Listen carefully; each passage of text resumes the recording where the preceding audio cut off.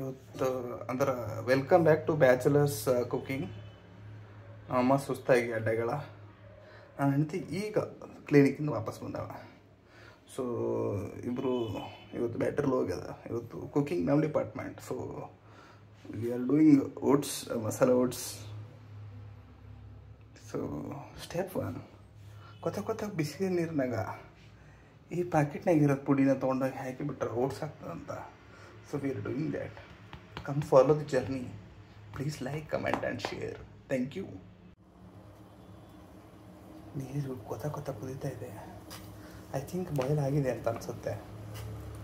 So guide me.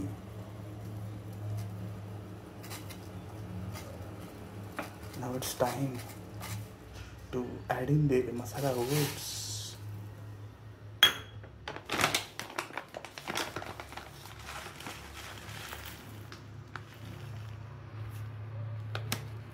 Cup 1.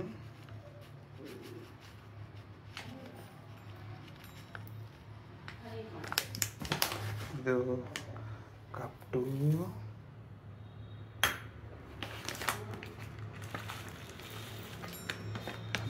Cup 3.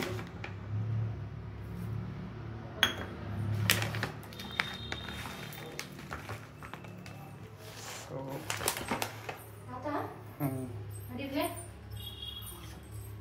this is the ಜಗ್ಗಿ ಹಾಕಿದೆ.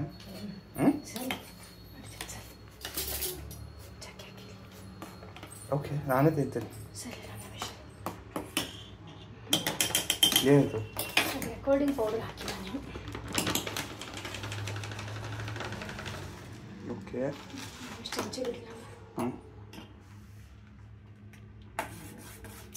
ನೀನು ಜಾಸ್ತಿ ಹಾಕಿದ್ರಿ. ಹಾಂ ಸರಿ, ಒಂದು 2 ನಿಮಿಷ ಕುದಿಸಿದ್ರೆ ಆಗ್ಬಿಡ್ತಲ್ಲ.